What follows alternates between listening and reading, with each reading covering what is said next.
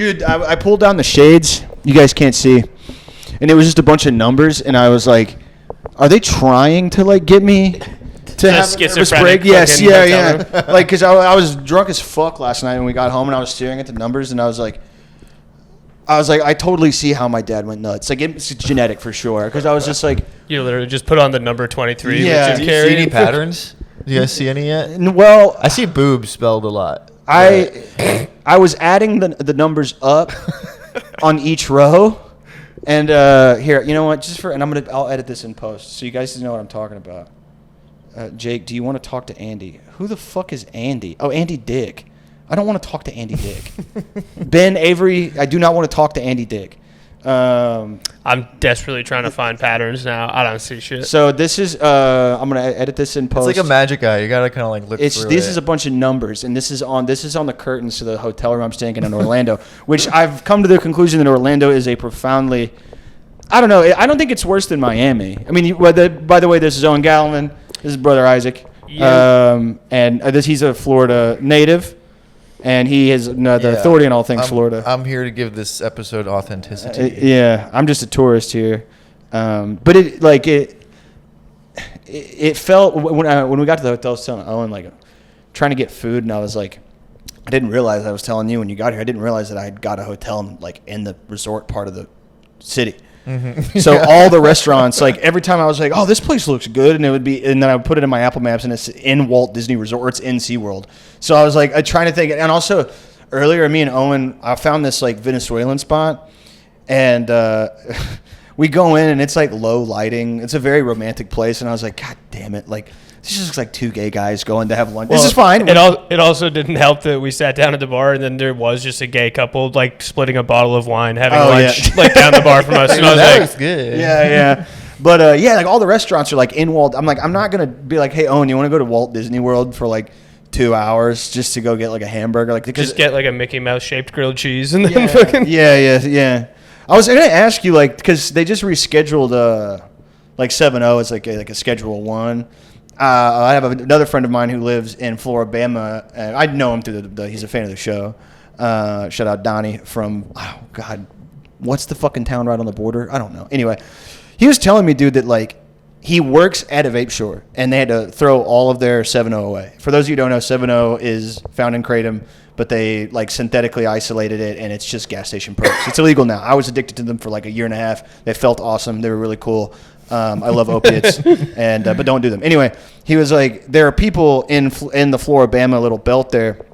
He works at this vape shop, and people were coming. They did not know it got rescheduled, and so they were like, "Hey, do you have my pills?" And he would be like, "No, man, those are super illegal now." And they were like, and all day they were coming in like actively withdrawing, and I was like, dude, I don't know if anybody knows what they like. You just made it was street heroin. It was gas station heroin. I've done the strongest opiates. They felt exactly the same. Is the withdrawal the same? The withdrawal was worse. Really? For me. Well, okay. I was addicted to Dilaudid, so it's like morphine. The reason that the 7-0 to me was worse is because it's shorter acting, but it punches you in the chest really fast. So like instead of being high on heroin for like an hour, 2 hours, hour and a half, whatever, you're so fucked up for like 25 minutes, and then you would like pretty much like if you get hit, like you go into withdrawal when you're not high on it. Mm-hmm. So like the withdrawals were like complete dog shit. I like called it. I didn't call into work. I basically was just like, I have the flu, and then like it was so embarrassing. It's always embarrassing to tell people that you love in your life, like, hey, I'm addicted to something from the gas station called Smurf. And they're like, what? And they're like, I thought you were like, you were done with drugs. And I was like, it doesn't count. And they're like, you're like, I bought it like alongside a soda. Yes. And, like, fucking that's literally how I rationalize it in my mind. Cause I'll tell people like, yeah, I haven't done opiates in like 10 years. And they're like, weren't you just addicted to opiates? And I was like, no, it's, if I can buy it in a Cliff Bar and I can buy my Smurf 30s, then it's not. Smurf. That's what that was. So all the brands. So some of them would try to be subtle, and it would be called like chill, and like it'd just be packs of like red pills or whatever. But some of them were just. There was a brand called Roxy, Roxie, which is like roxicodone, is like the fast dissolving oxy. There's another brand called Perks, PERKS. And they sold them in. Some of them were sold like in like white medicine bottles, like the old Oxy bottles that you'd see. Like that's so wild. Yeah. I know like 20 different guys that were like sober, like did Yeah. rehab, everything, and then they would like slowly started like doing kratom, Kratom, and then all of a sudden, they're like addicted to synthetic opiates that you can buy at fucking Shell stations across the country. Yeah, I know a lot of guys who went down. I mean, I went down it. Like, my brother, he like lives in an area with like a big recovery community, and he's like, yeah, we're getting people into like that are coming into like these meetings. They're like, yeah, they don't know. Like, they live in the middle of nowhere, Texas. My brother lives in the middle of nowhere, outside Kerrville. And they're like, yeah, I was buying this thing from the gas station for my back because I can't get any more OxyContin. And they stopped selling them, so I got real sick, so I had to go to rehab. But it's like, oh, you got addicted to Smurf 30s. Like, you got hooked on the Smurf. I'm sorry, bud. Like, it was like the craziest shit ever. And then they just made it illegal. Like, no. They did it piecemeal here initially. It was county by county. Uh-huh. And so Sarasota County, where I'm from, did it first, but Bradenton was still legal. Mm-hmm. And so there was a bit of a migration there to mule it, you know? Yeah, I mean, people are like, oh, everybody's going to get on Fetty, and it's like, everybody's on, like, everybody's on, I don't mean literally everybody's on Fetty, but, like, it's everywhere. Like, it's not everywhere like Coke's everywhere. I don't run in junkie circles anymore, but I knew that back in the day when I used to, like, hang out with a lot of heroin addicts and like other pillheads, people were like, you want I don't have, when I would go buy pills, my guy would be like, I'm out, but I've got Fetty. And I was like, I'm good. I never went that far. I didn't even know that like people purposely bought fentanyl. I thought it was like just like shit, just like laced with it. Yeah, like, no, people are just like, oh no, I want this stuff that kills everybody, please. Yeah, can you give me the gray powdery stuff that fucking kills everybody? Yeah, when I was in Seattle, I was watching a lady smoke some off tinfoil, and like, I was like, I don't know. I think in the recovery community, it's called euphoric recall. You like think about the times. This is why I love having a Latina wife. I'll be so honest with her. I was doing this bit last night, kind of, but like, I'll be like, babe, sometimes I just miss, like, shut like literally blackout curtains, like throwing on Ex Machina or Casino, like a movie I've seen 1,000 times, Goodfellas. And just like snorting fucking morphine all fucking day, and like smoking on. And she's like, and I'm like, and then just rotting, not showering, like not eating. And she's like, why?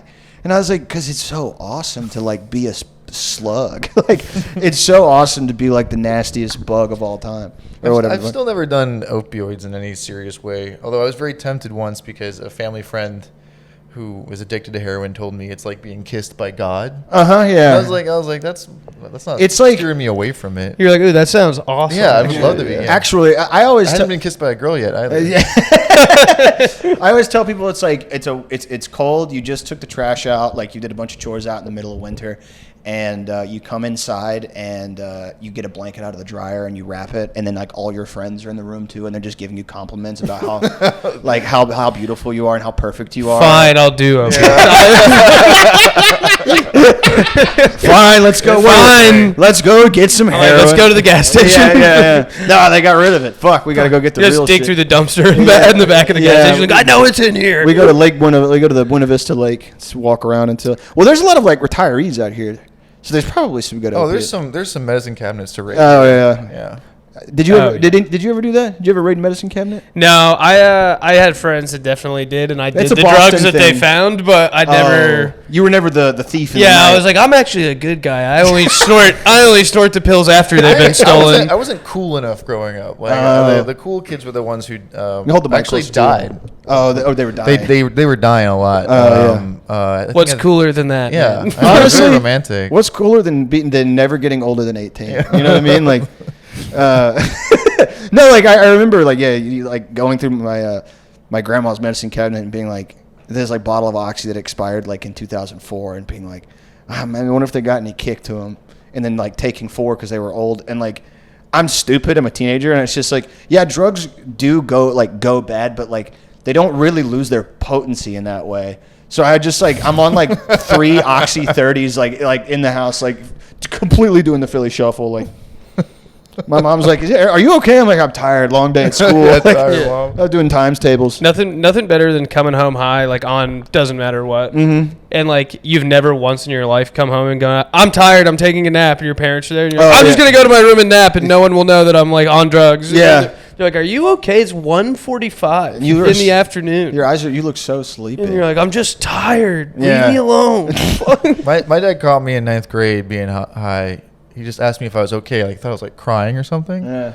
And he just said, "No, are you high?" And I said, "Yeah."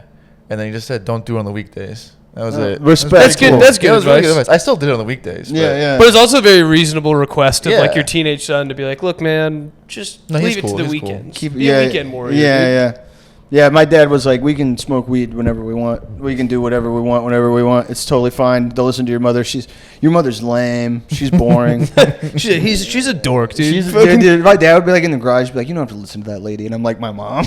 Be like, yeah, she's a real vibe ruiner. But yeah, I want to we got here yesterday. We went down to, what part of town were we in? Do you know? The Milk District. Milk District was the name of the. But that is like the Oh, is that part what of the it's town called? is Okay. the Milk District. Yeah, Milk I think. District. Am I wrong? After Harvey Milk, Maybe. I don't know. was it maybe the gay community? I don't know. It was But I think it's like that whole part. It's because of the bartender. When I said we were doing like a comedy show called Milk District Comedy, she was like, "Oh, I was about to say you should go down to the Milk District. It's like really cool over there." So I think the whole section of the town's like the Milk Where, like, District. Alex Yeah, is- my Florida authenticity is like disappearing right now. I don't know what you're talking about. I don't know. how far is Miami from here? Oh, you can take the Bright Line, which is like the private train, and that'll take you like 2-3 hours. I heard the Bright Line has just been obliterating homeless people on the Yeah. tracks. Is that true? Yeah, it's been vaporizing a lot of Yeah. folks. Well, because like it's like these people that are used to a train that goes like 40 miles an hour, so they like see it coming and they're like, "I got time," and they like cross the tracks, but this thing goes fucking 170, and it just It's getting old folks too. I think people move to Florida and just like forget how to exist. Yeah, yeah. It's like people from Michigan will come down and they'll like look at a roundabout like it's like a fucking like an alien technology, and it's just like, don't you have that where you're from, Well, it's or just like don't you? old New York Jews come here, and I'm like, I know you guys know what a train Yeah, is. I know, I don't it's- mean that in like an anti-Semitic way. It's just like just that they're people of the Jewish faith. and People there's of the nothing Jewish- wrong with I- that. We've tried to forget about yeah, it. you're from New York. You know what a fucking train is. Like like it's like I don't know. Everybody that I know that like lives in Florida or like lived there, they're like, yeah, people will come back here from the Northeast, and like you said, they just basically become like. They become like farm animals. They just walk Yeah. around and get hit by trucks. It's like every time you go on an airplane and people, it's like, is this your first time on an airplane watching them putting their luggage up and Oh, forgetting yeah. how to sit down? Yeah, Yeah. It's the exact same mentality when people come here. They just forget how to be a human being. Yeah, yeah. I wonder what it is. The weather sucks ass. I mean, it's really bad. You are coming to Florida during like the worst It's time. August in Florida. Yeah, I was like, just yeah. here 2 weeks ago too, doing like different shows or whatever, and it's just like rainy and hot and like the air's wet, and I'm just like, it'll I be hate sunny, and then I was telling him it's like hot Ireland. In Ireland, it'll be sunny and then it'll rain. There's no weather app that'll track anything. It is sunny, then it'll rain, then it'll be sunny. It's like that here. Where like when we got in the Uber, there was not a cloud in the sky, and then when we came out of the restaurant, it was like pouring down. Yeah, I it's was like, awesome. I yeah. mean, that's like the best part, I think. Yeah? It cools it down. I mean, it shouldn't be as bad, but all the concrete from the rain creates even worse humidity. It's Yeah, it's really bad. So it's our own fault, really. But Yeah. I know last night I was sitting on my porch, and I just couldn't stop sweating. Yeah. It was just that bad. Well, because in Texas, I mean, I don't know, Texas is pretty bad too. This is just like, I was joking last night with Eoghan and a couple other comedians. I was like, the hubris of like my ancestors, and I'm like I'm like a 7th generation Texan, but I'm like what the far right calls a heritage American. Like I was some of the first, like 1600s, whatever.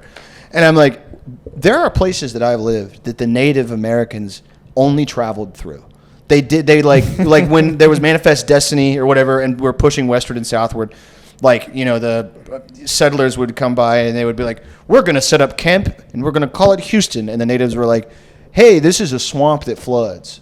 We hunt and fish here. We actually live inland. And then they would be like, like they just shoot them down. Shut the fuck up, dumbass. Boom. And then like, I'm like, again, like I swear to God, I'm not doing, like, I believe in climate change, but I'm also like, I grew up in Houston, people are like, oh, the floods. And I'm like, yeah, it's getting worse, but it's never not been good. Right. Like 100 years ago, there was like Galveston was like the New York of the South. It was going to be the biggest port city. And then a hurricane so bad, so violent, killed like thousands of people, completely leveled the town, and they moved everything to Houston, which is so funny. A lot of the businesses moved to Houston, and then every year it floods, like 30, 40, 50, or every few years it floods. And I'm like, yeah, no one lived here. Like natives, like they didn't live along the, like people call it like the dirty bayou, Houston or whatever, because it's in the bayou, it's in the swamp. Like you are below at sea level. Yeah, like as far as I know, the indigenous people here didn't live in the center of Florida so much. The Seminoles did when they came down. Yeah. From because they were Creek Indians, right? And they were driven down by the English and the British, or the British and the Americans. Yeah. But they were just all coastal people before they all got murdered. Yeah. And what they would do is they were like all over 6 feet tall. They were giants. Yeah. Because they just lived off of shellfish. And there used to be these like 3-story high shell middens, thousands of them all along the coast. U.S. Army Corps engineer took them, ground them up, and paved US 41 with it. So you're literally driving on Indian burial ground Jesus every Christ. single day in the state of What? Florida. That is It's terrible. fucking gnarly here. Yeah, I mean that's probably why the crazy. place is like It's cursed. There's Florida an evil. is cursed. There's yeah. like an evil. Like Texas is evil in a way that you're like, in the way that when you watch There Will Be Blood, like there's like evil in the oil, like that. There's an evil in the business of the things, and there's an evil in like. The Wild West kind of kept going on in Texas a little bit longer than it did everywhere else, same in New Mexico. But Florida feels like the way that people, I hate the whole like, in Appalachia, if you hear whistle, I hate that shit's so corny. But I come to Florida and I am a little unsettled. Like I do feel like when you have one of those dreams and somebody in the dream says, you're not supposed to be here. And you wake up like, oh, fuck, did I just astral project? It's like, I feel that way when I'm in Florida, where I'm like, I just don't. It doesn't feel like I should be here. I don't know, or anybody should be here. It feels like it should be left alone, like to be reclaimed. I'm waiting for a big old hurricane to change some people's minds. I feel like it should have already done that. We've had quite a few, but I mean, like there have been. So where I'm from, there's this theory that it's protected by some Indian burial grounds. Okay. Because there is some legitimacy to it. Like a couple of years ago, we had a direct hit Cat 5, and it literally hit land and just disappeared. It didn't make any sense. Why? The eye went over the hotel we were staying at with my grandma, and it just stopped. That's crazy. And it should have obliterated us. And there are these people who believe that one of our beaches is like a site of the lost city of Atlantis. They believe Florida's Atlantis. Oh, okay. They're awesome. That's great. This guy who's like a Nazi, this This is getting crazier.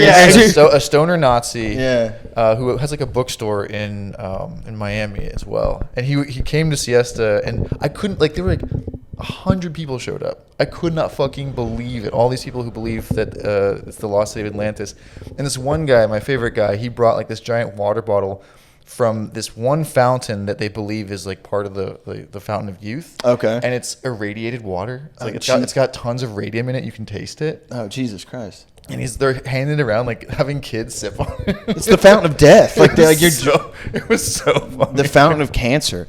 Yeah, I think I love these people. Though. Texas and Florida. When Isaac came on my show not too long ago, and we were talking like about their sister states, the kind of like you're being from the Northeast. It's like people talk about like, oh, the cold makes everybody angry, and it's like, yeah, like I still think people in the South, like people are, like the Southern hospitality thing. I've lived here my whole life. It's not really real. It's like a fake niceness. And the people that are mean here are mean in a way that like I never experienced like when I went to like Philly. Like actually that's not true. Guys in Philly are fucked. People in Philadelphia want you dead. I remember my band was on tour when we were in Philly, and everybody is always like, my city, oh, you can't drive in LA. People drive crazy. You can't drive in Detroit. Like, and everybody, because people driving sucks, cars suck, whatever. Dude, I've never been in a situation. I was in Cherry Hill, which is like right where New Jersey and Philly like meet, and I was staying there.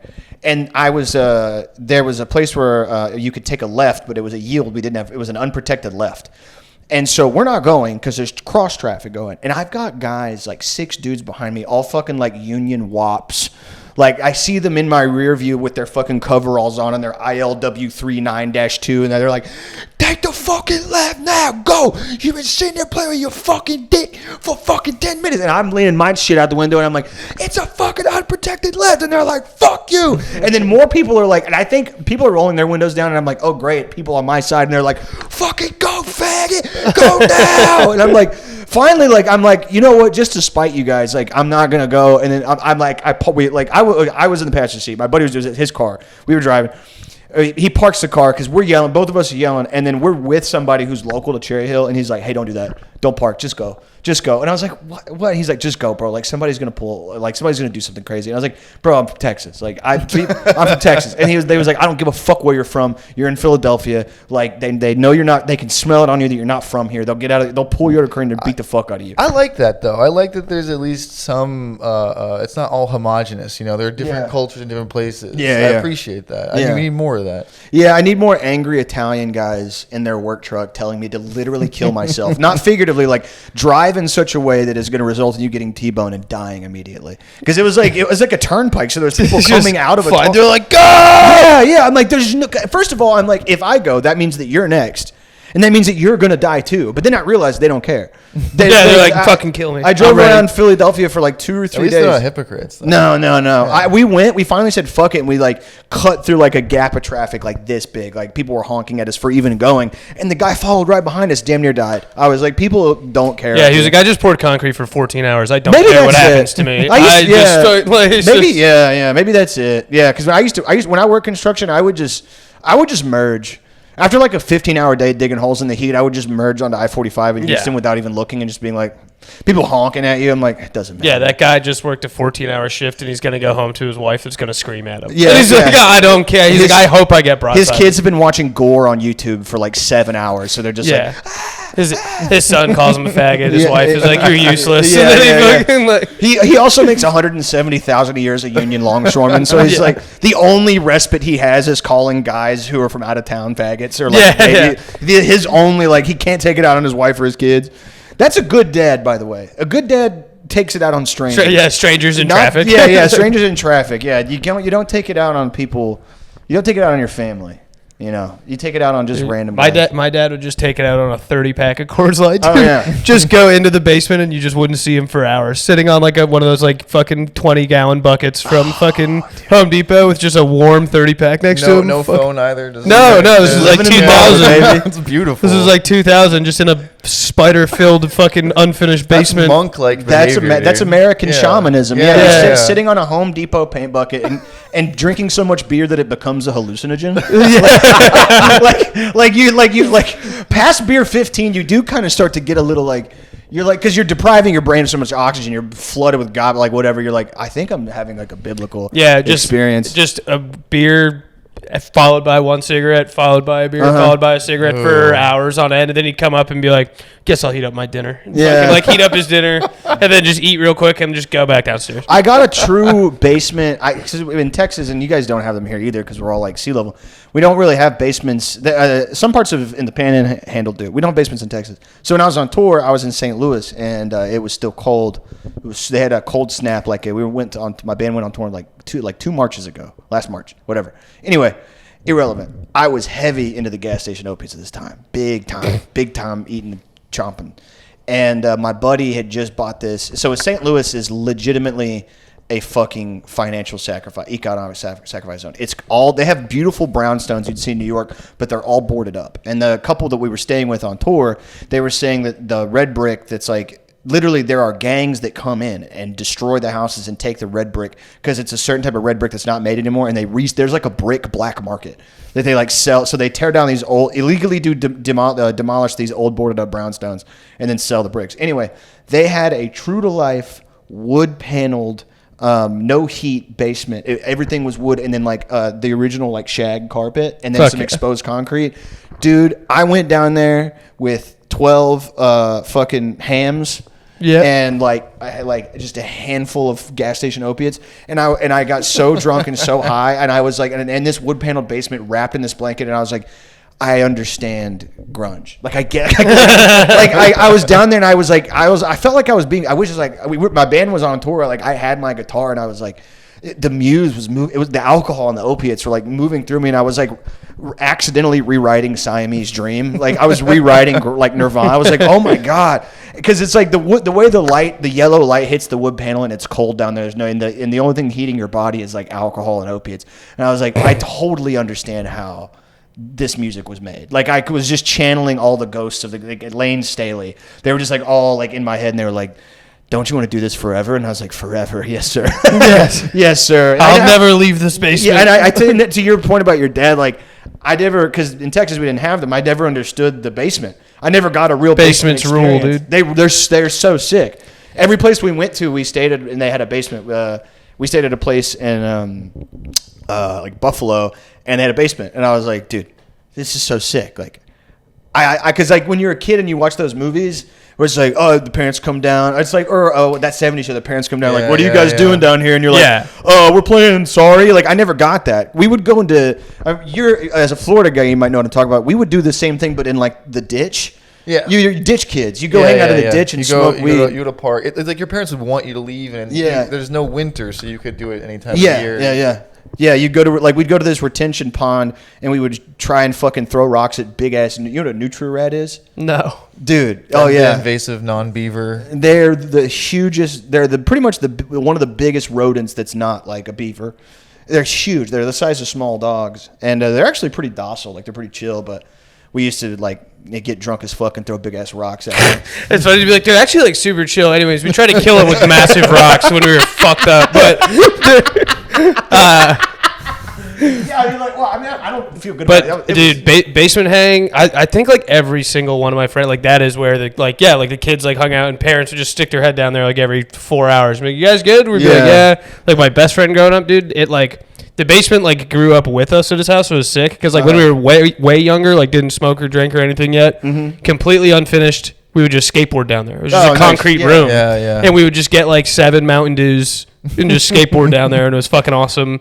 And then eventually we got like just like a shitty old like heavy TV that was like this big, you know what I mean? It was like 75 pounds, just a DVD player, just skate videos in the DVD player, skateboarding down there, hung a fucking punching bag, just with like punching bag. It was just sweet. Yeah. And then they also had a sub pump down there that was just like it would just like pump water like into the ground. There was like a hole in the basement floor. Yeah. We would just piss in there. We didn't even go upstairs. Like we would just, you know what I mean? Just like a bag of chips and 20 sodas. And that's just like, so sick. But then as we got older, his parents started like finishing the basement when we started drinking, and they built like a beautiful bar down there, and like a pool table and like fucking dartboards and shit. So right as we like hit the age of like we kind of wanted to drink, we were like, ooh, we can steal your dad's booze and fucking stay down here, and no one will know that we're drunk as fuck. Dude. Huh? That sounds lovely. Yeah, it was super nice. One time, too, this is when we were older. We were like 19 probably. And his parents were in Ireland, and we were fucking like drinking down there.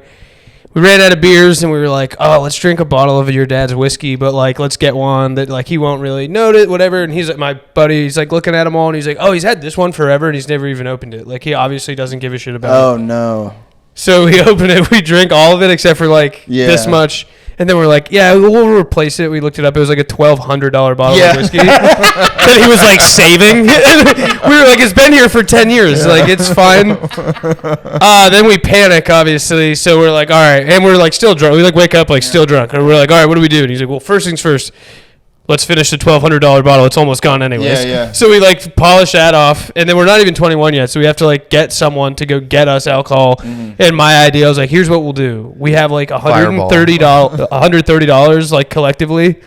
Let's just buy the best whiskey we can, and then like dump it into this bottle. Yeah.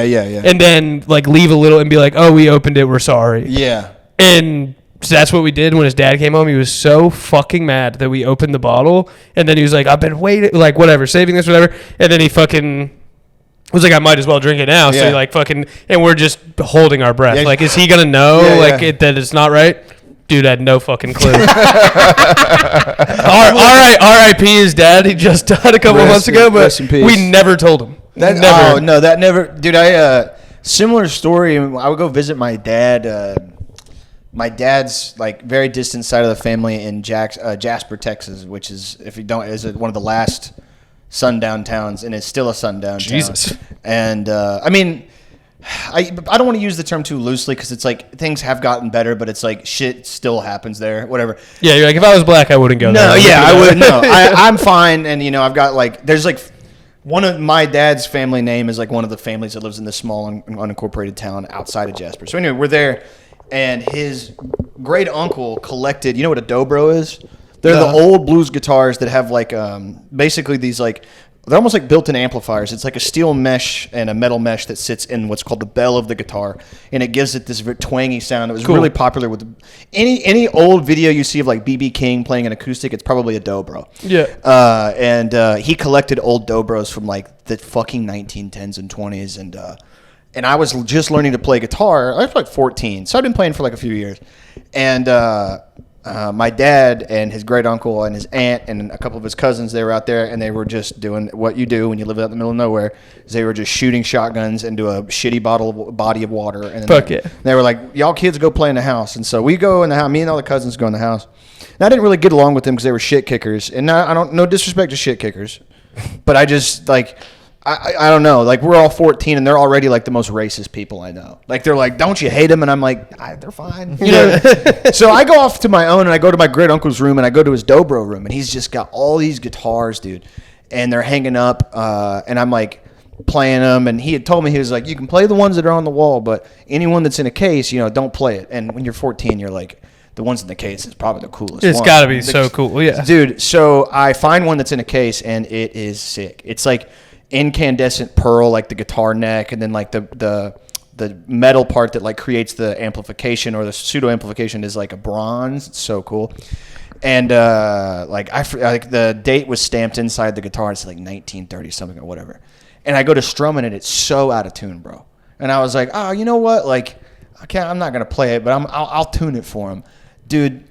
I don't think this thing had been touched probably in 60 years because the moment I touch the tuning peg, the entire neck snaps. And this is, and I Google. This is like before smartphones, obviously. So, well, first thing I do is I put it back and I slid it under his bed because it was like leaning. It was leaning against like in the inside of his little guitar room, and I just put it under the bed that was in there because it was also like a guest bedroom. And I go out and I'm just like this, and I go out to my dad. And my dad's like dipping, and he's just fucking. He's like shooting this like shitty revolver into this lake, and I'm like, Dad. He goes, what? And I was like, I went into Great Uncle Don's dobro room, and he's like, oh, cool. Did you play some? And I was like, yeah. I found one in a case, and he like goes white as a sheet, and he was like, was it black and pearl? And I was like, yeah. And he goes, what did you do? And I was like, I tried to tune it. And he goes, what happened? And I was like, the whole neck snapped. And he was like snapped off, and I was like, yeah, it's only hanging on by the strings. And he goes, okie doke. And he puts his beard down, and he walks over and he goes, Uncle Don, we're going to head out. we're actually going to hit the road. I forgot, Jacob's got a baseball thing on a Saturday morning. He's got practice 6 bright and early. And then my Uncle Don was like, oh, what position you play, boy? Like, hand on the shoulder. And I was like, I'm first base. He's like, first baseman, you got to be real strong to play that. And I was like, yeah, uh-huh. And my dad, like, we're in the car, and he was like, boy, why the fuck did you? And I was like, and dude, we drove, and then... It's also just a horrible lesson to, like, teach a child. Like, you did something horribly wrong, and he was like, let's fucking go. Yeah, it's my dad, but, like, so funny. What's funny is years go by, and I never hear anything about it, ever. And I meet some years later, we go back, and I see my great Aunt Beth, and, that guy who collected all the guitars had died, and I was like, I'm going to come clean to Beth, his wife. And I was like, hey, Beth, the last time we were here, like 10 years ago, I broke one of Don's guitars. And she was like, oh, which one? And I was like, oh, the black one, like the 100-year-old one. And she was like, he hadn't opened any of those in fucking years. He never cared about any. And I was like, no, they were all hung up. And she was like, yeah, they were like collector's items. She's like, I don't give a fuck. No one cares. And I was like, oh. I was like I held on to this sin for like 10 years. I was like, I destroyed this old man's like prized possession. Or That's so funny. He didn't even give a shit at all. Yeah, but another lesson learned: don't feel bad about anything. Yeah, yeah. No point. Also, it's like such a guy thing that like to be like, hey, don't fucking touch this. Don't touch it. And you're like, okay. And then you destroy it. And he's like, nah, I never really cared about it. Like, such an old dad, like a boomer thing to be like, don't fuck that up. And then you fuck it up. And they're like, it's really not a big deal. I don't care about anything. I don't give a fuck. My soul's corroded or whatever. There we go. Those are sick, dude. What are those shoes? Oh, these are Keens. Oh, fuck Jaspers, yeah. Oh, yeah. Those are go for a pretty penny. My wife wears the hiking ones. Yeah, man. eBay is your best friend. I buy used shoes. It doesn't bother me at all. I buy used shoes. I buy used car parts and all sorts of shit from eBay. I was buying. Do you know? Okay, have you seen the Instagram video with the Chinese lady and she's in the warehouse and she's got a bunch of American like muscle car engines and she's like, "We have engines for you for Mustang." I'm sorry. She's like, "We have Corvette engine, we have Mustang engine, we have Dodge Mopar engine," and she's wearing a full like pink dress and high heels and she's just surrounded by like American V8s and stuff. I was buying V8 parts from her warehouse. I never put two and two together until I read the manifest from is it DHF or DHL is they ship from China. Yeah. And I bought a racing radiator for that old hippie muscle van that I had for a little while. I bought a racing radiator and a bunch of like upper and lower radiator hoses that were like designed to like keep the engine cool because I was having overheating issues. And I look at the manifest and it said, I forget the name, but whatever. It was like Zhenjing, blah, blah, blah, blah. And then I had like looking at the numbers moment where I open my Instagram and I just search Chinese lady engine warehouse and she comes up and then the account is the same that I've been buying. And I'm like, I was like, I wanted to call the number and be like, "Can I speak to the dancing lady?" I just want to like, you're a celebrity to me. Like, I love those videos. They're so funny. You beat the algorithm, man. Yeah, you got it before it got you. I know, dude. I was like, I can't believe I'm actually interacting with the dancing. And also the warehouse looks terrifying. It's just a gray concrete. Like, I know it's somewhere in the middle of China, but they have a bunch of American engines in there for some reason. Is there a celebrity you've met that like shocked you like that? You're speechless. I did the most annoying thing that I don't like when people do it to me to Shane Gillis the first time I met Shane. I have an immediate answer to this question, and I do this when I meet famous people. I do it every time, but it was really bad with Shane, where and you do it with people that aren't famous. So like, I'm in the green room with Creek in the Cave, and Shane walks in, and Shane is friends with my co-host Thomas. Him and Thomas are friends from the internet, and he was like, "Jake, right?" And I was like, "Yeah." And I'm like super nervous because like we had kind of ran into each other at this other comedy club, Sunset, once before, but I had never we were bullshitting, and he was like. Yeah, I just got back from Columbus. Great town. I was surprised. Everybody always makes fun of Ohio, and I was like, before I could stop myself, bro.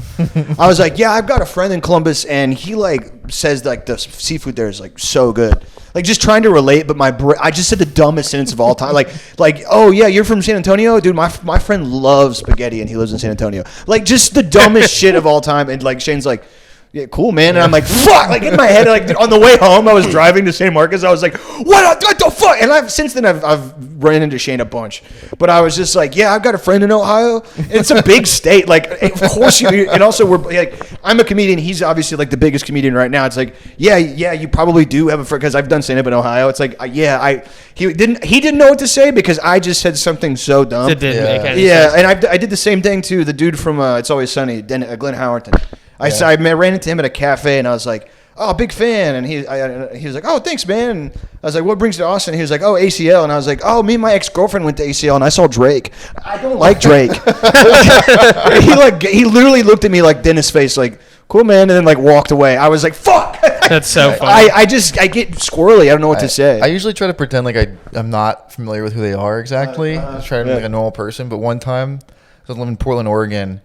For whatever reason, I was like, it was in this industrial area, and there were like semis with empty back trucks, and so we were shotgunning PBR in the back of them. Yeah. And I just seen like some Jet Li movie, and I decided to jump out of the truck onto the next truck, and I slipped, and I ate shit, and I hit my face on the ground. Oh, fuck. But I was like very drunk, I didn't care, but there was like blood all over my face. Jesus Christ. And I met up with my friends, and they happened to be with Jenna Malone. She was in Donnie Darko. Oh yes, yeah. She's like in everything, but she was so tiny in real life, like super super small. But I recognized her immediately. And there's blood on my face, and my friends go to get stuff for me, but they leave me with her. Oh Jesus! And immediately I'm like, "You're Jenna Malone," and I'd never do that. And she's like, "Yeah," and I'm like, "Oh man, I've seen you in like every movie." And I started listing every single movie I could think Christ. of. You're like, hold on, let me go to the Wikipedia. Fucking This is like before I even had a smartphone because I was in college. I didn't get a smartphone until after college. But she like, I told her, like, man, I'm so sorry. This is like, it must suck when people do it to you. And she's like, yeah, it's not great. And I was like, and you were in this movie. You were in, you double down. You were in Cold Mountain, I remember. And then finally, when her friends came back, they whisked her away. But that's awesome. Yeah. I just told you this last night, but I recently like was walking into the Creek in the Cave in Austin or whatever, and I'm drunk as shit. And Shane Gillis is walking out, and like we just like right in the doorway. I like stop. Then I'm like looking up at him because I'm short and he's pretty fucking tall. And I didn't want to like fanboy, but I like didn't want to like, I didn't know what to do. And then I just went, oh, what's up, man? Aren't you Matt McCusker? And I fucking like, shook his hand and he started laughing and he was like, yeah, man, it's nice to meet you. But I just like fully panicked and was like, make a joke or something, do something funny. And I just like called him to his less famous friend. You should have called him Cam Patterson. I remember you speaking of Ty, I was at a Buffalo Wild Wings in Austin. And it was the one, like, off the beaten path. It was South by Southwest. I had just seen the Flaming Lips. They had played, I don't know if you were a Flaming Lips fan, but they had the... Huge fan. Yeah, the Pink Robots. Mm-hmm. They played the album front to back. I got to see it for free. It was crazy. Crazy experience.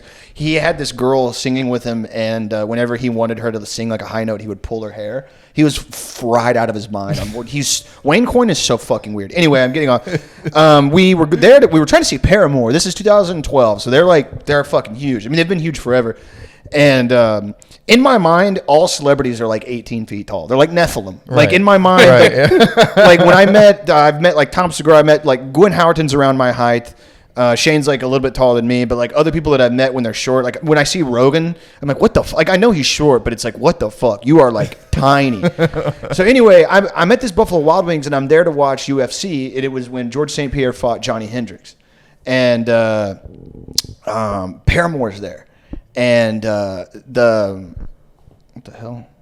Sorry, Paramore's there, and the whole band's there, and I see Haley Williams like in the back, and the host is like. She's like, hey, I'm just letting you guys know they're sitting over there, and they've asked like people not to seat next to them because they just finished a show and they're just like wanting to chill. So like the host was like, don't go over there. And I was like, of course I won't go over there. Of course I won't. And I didn't. But I did go to get a refill of my soda when Haley Williams went to get a refill of her soda, and she's legitimately like fucking like 4'11", dude. And I was like, but she had this when she had her bright orange hair. And I'm getting my soda, and it's like something out of like a stupid rom-com where like I'm getting my soda, and I'm looking down at her, and I'm not breaking eye. She's not looking at me, and like my soda's overflowing. But I'm like, I'm having two thoughts. I'm like, oh my God, this is Haley Williams, and then I'm having a second thought. You're really tiny. Which is, by the way, guys, if you're watching this and you're a man, never, ever, ever, ever with that tone, look. First of all, don't look like me, and go up to a girl and say you're really tiny. It's just not. You're just like licking your lips. Yeah. You like. No, I just like, and I didn't say that, but it was like in my head, and she would like looked over and was like, "Hey," and I was like, "Oh, I'm sorry," and she's like, "It's cool," like, "Hi," like, and I was like.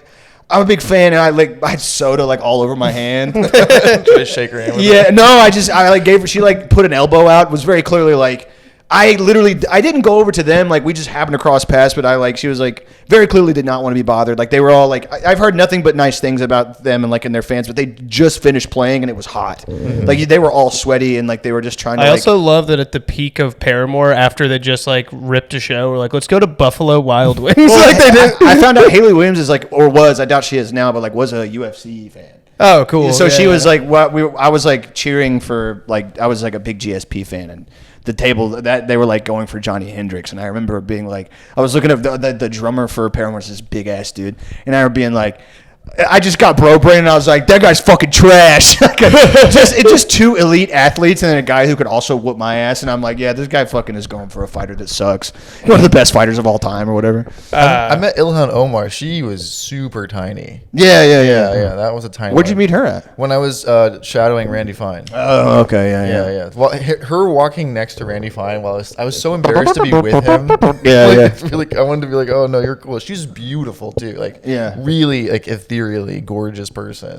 I've heard nothing but like she's like very like sweet. Like she's like the nicest person ever. Yeah. It's funny to be like a nice person in such a terrible. Also to be hated by some of the most caustic people. Like the shit I see people say about her is like insane. It's bad. And like she married her, but what? It's like so disrespectful and so terrible. And then she's so nice about it. I still think, and I've been saying this for 6 years. Actually, you know what's funny is we keep getting guys like this, but they also turn out to be rape monsters. I've always said like we need a really mean left wing, like we need a really cruel, mean left wing guy. I was so like, dude, Graham Plattner's I the man, know, and then I was like, oh no, not again. Like, well, okay, here's the thing. The first stuff that came out, I didn't get in trouble, but the first shit that came out, I was like, I don't care. Whatever he said before, I don't care. Like, we need to stop this they were like, he said faggot or whatever. And I was like, you know what? Good. I was like, we have to stop this purity shit because we're never going to get, like, this is a people's movement. There's going to be people in it. People are fucked up. People say fucked up shit. Literally on the other side, they fuck kids and hang out and they sell children and they shoot people and they're like, they don't care. Why? Like, I'm not saying we should apply that same laissez-faire, but it's like we should be a little bit more chill when people have weird backgrounds. And so I'm defending Graham Plattner, and then the other shit comes out, and I was like, fuck. Brutal. I was like, no, like I was actually talking about it, and I was defending the guy, and I had gone on like a phone break, like a 2-week. I was like, I just need to unplug. I'm like scaring myself again. I'm not sleeping, and we were like at a bar, but it was like, I was like defending Graham Plattner, and I was like, yeah, all that shit that came out, I don't give a fuck about that. And he was like, you don't, and I was like, no, like we've all, who cares? I was like, we've all done shit like that, and he was like,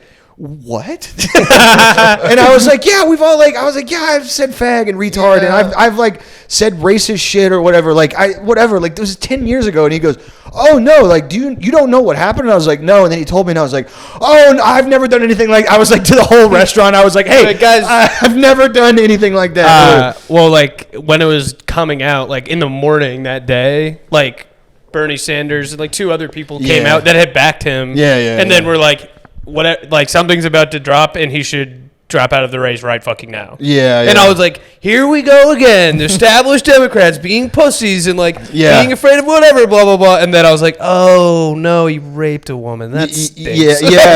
Also, mostly stinks for her, but also stunk for me. My feeling about it was, listen, if you're willing to forgive him, give him grace for being a mercenary, for deploying 4 times to go kill brown people in Iraq and Afghanistan. But like him having, like drunken, like non-consensual sex with a girlfriend is like the line, but like not those previous lines. That's where I got kind of weirded out by that. I didn't know that he did all that either. Oh, I didn't know. Okay, so this was the extent of my knowledge from Graham Plattner. He was a left-wing dude that was in the Marines. I didn't know that he like went back. The reason that I didn't dig too much is because this always happens. Do you remember when people were trying to say John Fetterman was the guy that we were all supposed to get behind like 7 years ago? Before the Israel stuff and before he went crazy, he was like, he's the working class Democrat that people on Twitter. So like whenever there's a new guy, I feign ignorance on purpose. Probably shouldn't do that, but I'm like, I don't want to learn too much about this person and then be like, I fucking hate the guy. I like the guy's policies. Also, you can't vote for him. I mean, like you don't live in Pennsylvania. You don't live in right. Maine. I don't. Yes, exactly. Like, why is this relevant to everybody else? To me, I was like, I have friends that went to the Marines that are progressive people, and like I understand that the poverty draft is like mostly like a myth. Like I believe in, most people who are in the Marine or the Army are like come from middle class families or whatever. The people that I knew weren't. They went to the Marines to go to college. They got lied to by the recruiter, and then the same sob story that happens or whatever. I was like, that's the extent that I knew Graham Plattner. He was just a guy that went to the Marines who's from But then I found out his family like had money. He just chose to like be a carpenter or some shit. It's a little more complicated than that. Jasper Craven just sick did a big name, by the way. Yeah, he wrote that book, God Forgives, Brothers Don't. Yeah, that's I've been wanting to buy that book. Well, we're doing a book club. He's coming on in a couple weeks if you want to. Oh, I would love that. Yeah. But we talked about Graham Plattner. He talked about his upbringing, and it was weird because he was close with his mom, but not his dad. It is a strange sort of upbringing, and it is weird how people's personal lives take precedence over their actual policies and determining how we were going to vote for them. My feeling is, if you're going to forgive him, if you're going to give him grace for doing what he did as a Marine, Yeah. then like you should probably give him a grace for being like a veteran too, if like he's going to pass the policies that you want him to pass. Yeah. So like it is weird, but like basically, if you're ever going to elect a Marine, except for like maybe like Mike Preisner, chances are they're going to have done some fucking terrible things. Yeah, but that's my thing where like I don't know, we're leaving the comedy part of the show and getting to the sincere part, which is fine. My bad. I know it's not your fault. I've gotten into so many arguments about this topic where I'm like, I remember when I used to be more politically active and like I never ran with the Red Guards, but I knew a couple of them and I was like in this like adjacent like anarchist circle or whatever the fuck. Actually, the NSPM7 has just happened. I've never been a part of anything like that, and I love the country and I love Pete Hegseth and I love Steve Miller's bald head and I fucking love the Eagle and I fucking love the Abrams tank and I love the Witness 1911 45 caliber ACP and I love Israel. Okay, now that that's out of the way, and so I remember like we would do these reading clubs and we would go to like these protests together and people would be like, oh, so-and-so's a Trotskyist. And I would be like, who gives a fuck? or they would be like, oh, so-and-so was a Marine, so they can't be in the DSA Marxist Red Caucus. And I'm like, who cares? Because my thing was, I was like, you guys want to fight, right? Like, you guys want to fight. You don't believe in voting, which I don't believe in voting either. You don't believe in voting. How many of you slept outside? How many of you have been in just a fist fight? Like not a fight in high school where it gets broken up, but like a bar fight where no one breaks it up, where it goes on, where like you're like, fuck, am I gonna die? Like I'm getting the fuck beat out of me. How many of you have ever loaded a gun? Like no fuck shooting it. Have you been in the same room as a gun? So we would have these like, and they were like, well, we're not going to have any soldiers of the Imperial. And I'm like, I understand in theory, blah, blah, blah, blah, blah, why you would think that. And then there was this smug cocksucker in there that was like, well, you know, the Chinese Revolution was won by college students. And I was like, they were fighting the Japanese 20 years ago.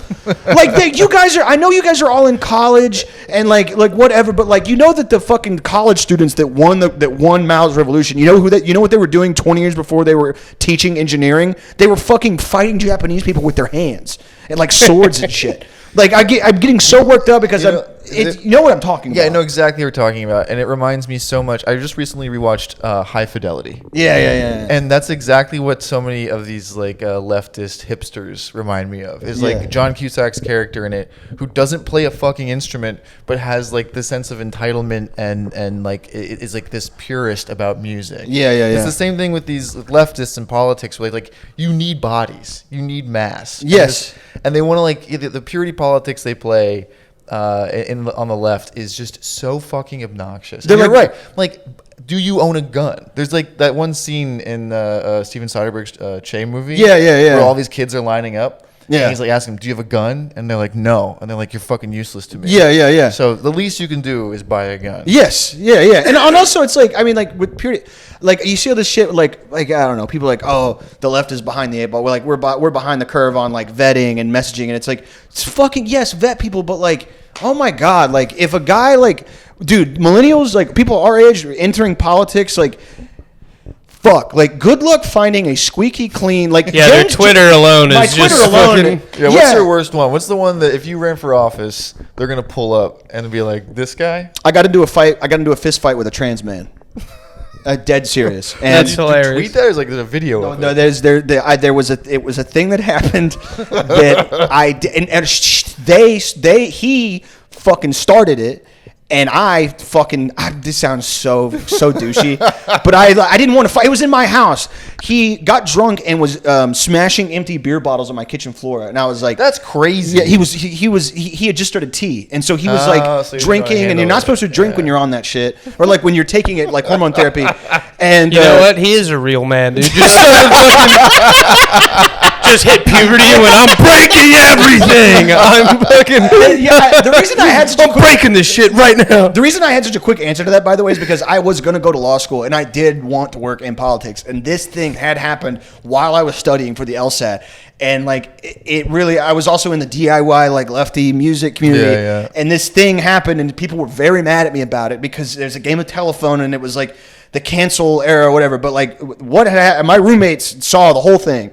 So don't fucking anyway. What happened was he's like going on his rampage in my room in my kitchen, and he's like throwing beer bottles on the ground. And I was like, hey dude, like it's what's going on? Like, and you could tell he had like was like crying or something, and he was like had like a beer bottle and was like throwing it and was like being aggressive towards me and like kind of like not punching but like pushing at me. And so like I didn't know what to do and I like kind of panicked and I just like, dude, textbook Uchimata his ass. I just tossed him like just fucking boom, like dumped him on like I was like, and I just like I just like chill the fuck out. Like what are we like? Are we fighting? And then like they looked at me and they were like, you hurt me. And then like for welcome to being a man, bitch. For like 2 weeks after that, dude, it would like I would be at like my band would be playing a show, and there would be some girl there with like a small T-shirt and big jeans, and she would be like, "Aren't you the guy that like threw Dez on the ground and like put your knee in his stomach?" Like and then I become like I'm like I don't like I just got into a fight with a trans man. Yeah, that might help you if you ran as a Republican.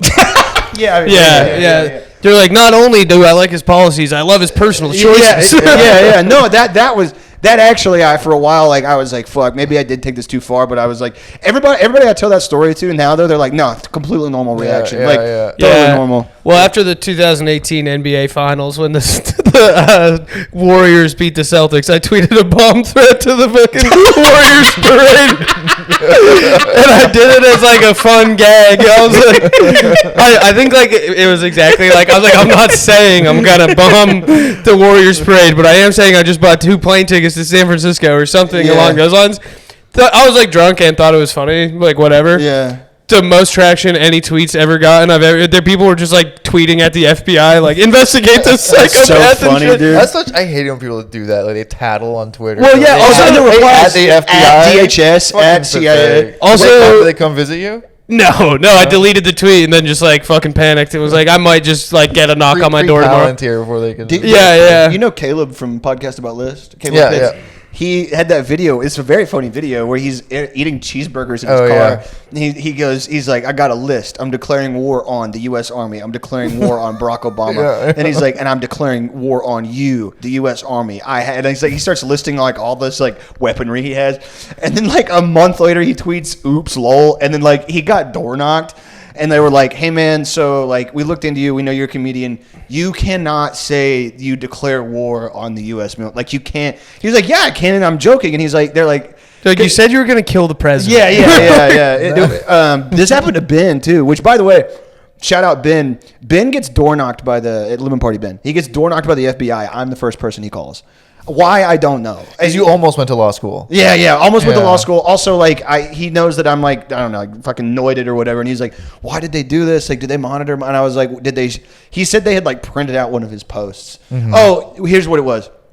He had tweeted he went, do you know I think they nuked the Reddit, but it was like r/Tactikit. And it was like, guys would find funny pictures of like tactical dudes with like, $6,000 worth, usually suburban dads that are like going like ready for Antifa or whatever. He had stolen one of those guys' pictures and posted on Twitter heading to the mall. And the guy was like in a full like plate carrier with like an M4 carbine, like extended magazine. And, apparently like that triggered the fucking, then the FBI like immediately they were like, "Hey, what's up, man?" Like, and Ben had to be like, "That's not me in the video. I don't know who that is." And they were like, "Yeah, we know. We can tell. We're here." Yeah, I'm jealous. I have nothing. There's a lot of pictures of my ass on the internet.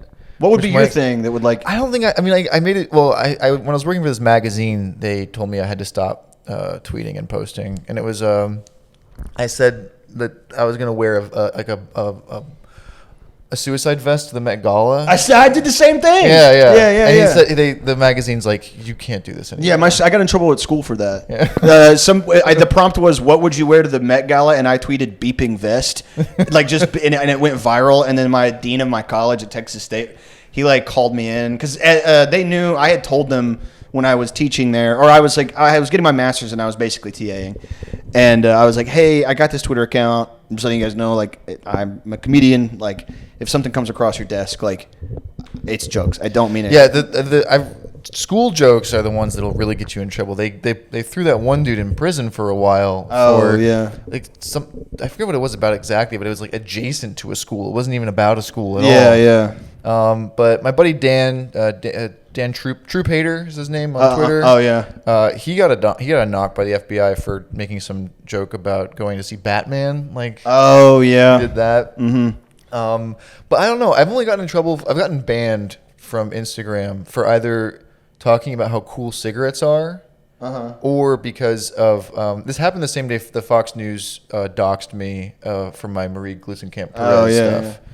So that's it. I mean, I would get like if I were to run for office, I'm probably fucked. Yeah, I'm for sure. I want to run. I would love to run for city commission. I think it would be cool to do like to be on like the city council, because where I was living, San Marcos, they banned data centers. All the people that are like in local politics in San Marcos are like in the like local or indigenous communities there, and they're all like pretty progressive. But then you go into Austin and it's like guys like Joe Lonsdale, like they're all. Did I tell you I almost worked for his think tank on accident? No, on accident. On accident. Yeah. I didn't know. If you've gotten anything from this episode, I do a lot of things without Googling stuff because I just.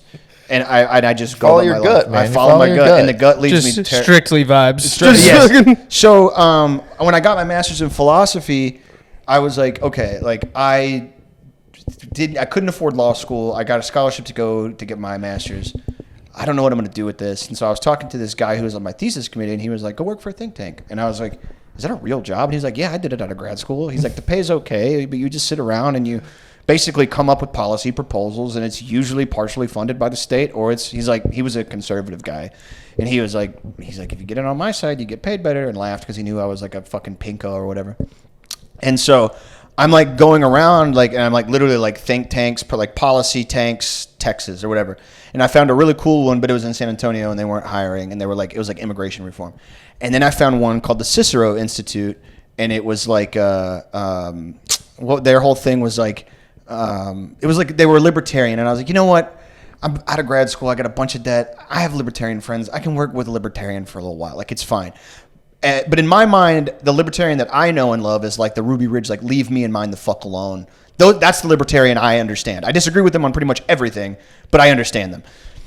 I'm getting through this application process, right? And I sent in my resume, and they're like, can I read your master's thesis or whatever? They had a guy on staff who's, I shit you not, Isaac, his title, this is that Silicon Valley bullshit, was CEO of philosophy at the Cicero Institute. That's awesome. Yeah, it's so sick. And it was like CEO of philosophy and ethics, and I was like, that sounds like a job that Ricky from Trailer Park Boys would. He's like, I've been getting this CEO philosopher, and I'm the CEO of ethics. Anyway, I get to like the second round of interviews, and it becomes increasingly apparent to them that I am not. And then like maybe I don't get the job. 2 weeks later, I go to Joe Lonsdale's Twitter because I used to like to like at him, and like I try to get him to meet me up. I got a 7-day ban for trying to fight him and Charlie Kirk, rest in peace. And I'm not actually trying to fight them. I would just tag them, and when I would see that they were in Texas, and I'd be like, hey, meet me at the fucking Zilker Park, bitch. Like, I'm 185. I think you're probably about the same. Like, let's run it. Fuck you, ho. And I saw Joe Lonsdale. It said owner Cicero Institute, and I was like, and then all this shit that's been coming out about him lately, about like his connections. Cicero Institute. I was like, so dude, that I almost worked for one of the most evil guys of all time. I was just like looking for philosophy-based jobs, and almost ended up working for Computer Hitler, like on accident. How long have we been going? Can I get a time check over there? I'll look. What does it say? It says an hour and 2 minutes. Oh, we're good. Cool. I wonder how much battery life we have. They usually go for like an hour. I guess we can end it. You got anything you want to plug, Isaac? Well, my show, Coexist Inc. Check that out. It's really good. Yeah, we got a book club with Jasper Craven, God Forgives Brothers Don't, coming up. I am doing a haunted 9/11 tour of my hometown, where my claim to fame is that I was at the school on 9/11 where George Bush was reading My Pet Goat. Second. That was my school. And the hijackers, the alleged hijackers, all lived and partied in my hometown. And so I'm renting a trolley, and I'm giving sick. a haunted tour.